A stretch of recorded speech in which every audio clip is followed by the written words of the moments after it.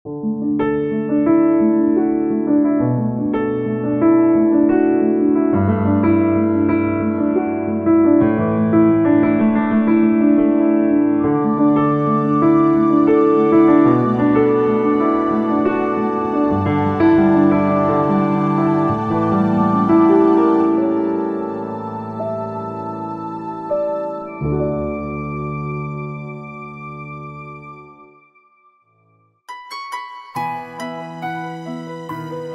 ada Allah yang layak kita sembah selain Yesus Kristus Tuhan yang selalu baik di dalam hidup kita.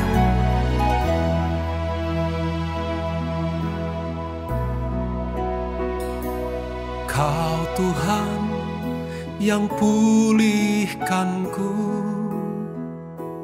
Kau Yesus yang sembuhkanku,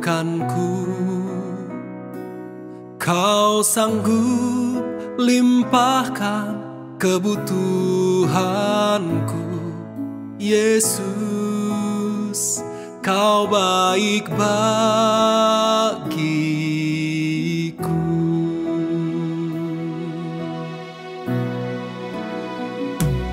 Kau Tuhan yang pulihkanku, Kau Yesus yang sembuhkanku, Kau sanggup limpahkan kebutuhanku.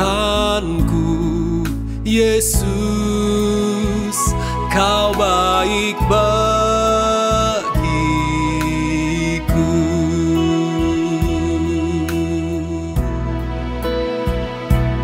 Ku sembah Kau, ku agungkan,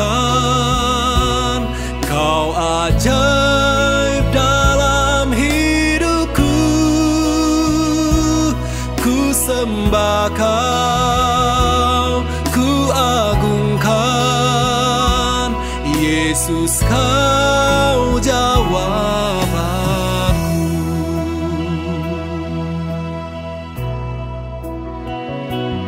Kau Tuhan yang pulihkanku, Kau Yesus yang sembuhkanku, Kau sanggup limpahkan kebutuhanku. Yesus, Kau baik bagiku.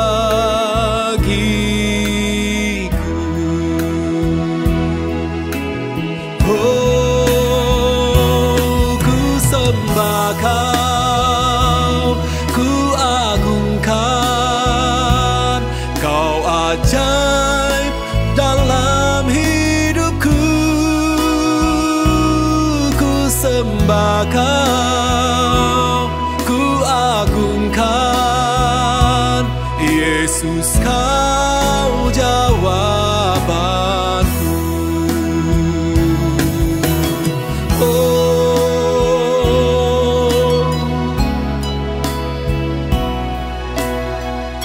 terima kasih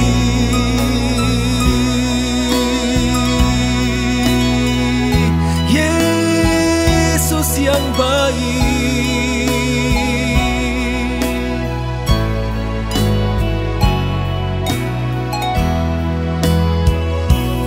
Ku sembah Kau, ku agungkan, Kau ajaib dalam hidupku.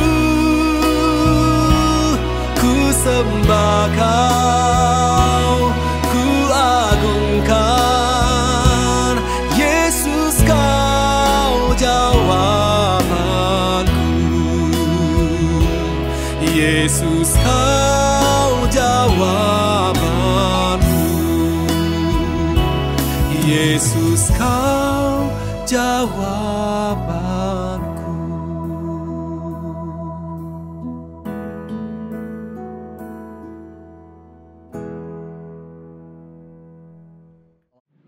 Selamat pagi Bapak Ibu, saudara dikasih oleh Tuhan. Bersyukur kepada Tuhan kalau pada pagi hari ini kembali kita boleh diisi oleh kebenaran firman Tuhan. Nah, di pagi hari ini kita mau sama-sama merenungkan satu bagian penting dari perlengkapan senjata Allah, yaitu ikat pinggang kebenaran di dalam Efesus 6 ayat 14 bagian A.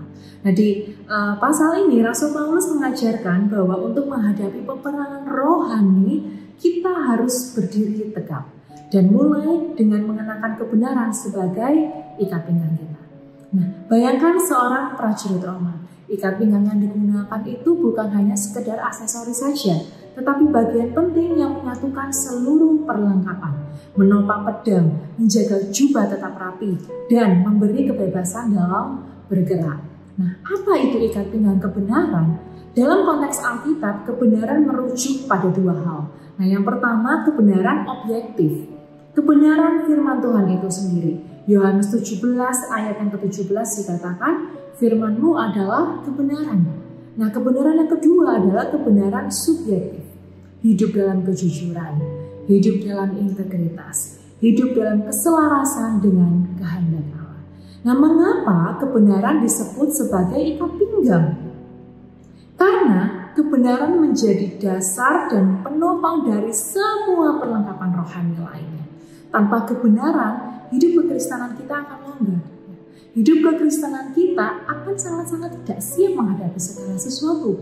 Dan bahkan hidup kekristenan kita juga mudah digoyahkan oleh tipu daya iblis. Yohanes 8 ayat 44 dikatakan, Yohanes 8 ayat 44, iblis adalah bapa segala dosa. Nah, lebih lanjut lagi, mengapa kita memerlukan ikat pinggang kebenaran? Yang pertama, melawan tipu daya iblis. Dunia ini penuh dengan kebohongan, ya. Kita juga tahu bahwa dunia ini juga penuh dengan kompromi, dan bahkan dunia ini juga penuh dengan relativisme. Nah, tanpa kebenaran kita akan sangat-sangat mudah disesatkan. Nah, yang kedua, menjaga kestabilan iman. Kebenaran membuat kita berdiri dengan teguh. Efesus 4 ayat 14 dikatakan, jangan lagi diombang-ambingkan oleh rupa-rupa angin pengajaran. Ya. Yang ketiga, menjadi saksi Kristus. Dalam dunia menilai iman kita itu dari kehidupan kita.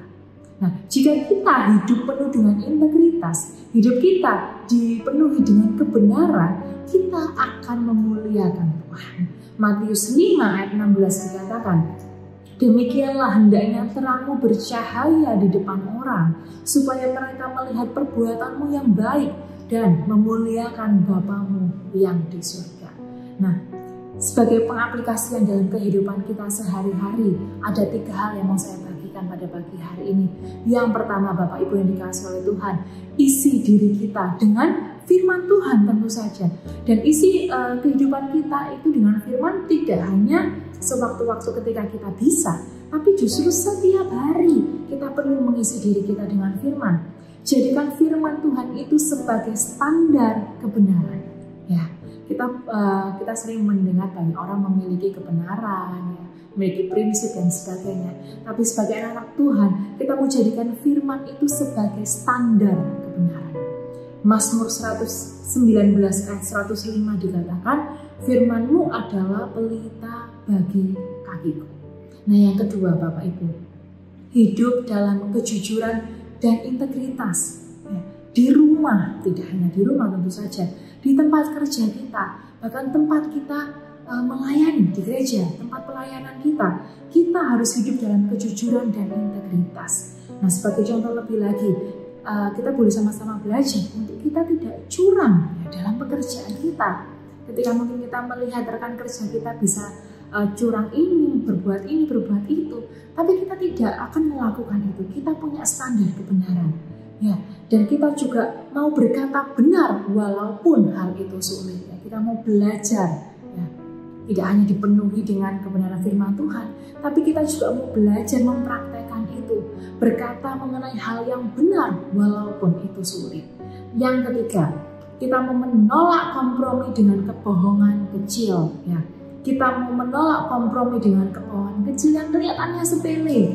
Ya, kebenaran dimulai dari hal-hal yang kecil tentu saja. Kalau kita terbiasa berbohong untuk hal-hal kecil, maka selanjutnya itu akan menjadi penyakit bagi diri kita. Ya, nah, Sebagai kesimpulan, ikat pinggang kebenaran bukan sekedar bagian kecil dari senjata rohani, tapi pondasi yang menopang semuanya. Mari kita berkomitmen untuk hidup di dalam kebenaran. Tentu saja kebenaran firman dan integritas hidup, agar kita dapat berdiri teguh di tengah dunia yang penuh dengan tipu daya iblis. Puji nama Tuhan, kita sama-sama berdoa. Bapa yang baik, kami bersyukur untuk benar firman-Mu pada pagi hari ini. Kami boleh sama-sama belajar bahwa ya kami membutuhkan ikat pinggang kebenaran itu untuk menopang kehidupan kami sepanjang hari ini, di hari-hari kami yang mendatang juga ya Bapa. Terima kasih Tuhan untuk firman-Mu, Engkau yang pimpin sertai kehidupan kami sepanjang hari ini. Aktivitas kami dimanapun kami berada, Tuhan pimpin sertai memberkati kami seturut dengan kehendak. Kami siap melangkah bersama dengan Tuhan hanya di dalam nama Tuhan Yesus Kristus. Haleluya. Amin. Ku sembah Kau, ku agungkan, Kau ajaib dalam hidupku. Ku sembah Kau, ku agungkan, Yesus Kau jawabanku. Yesus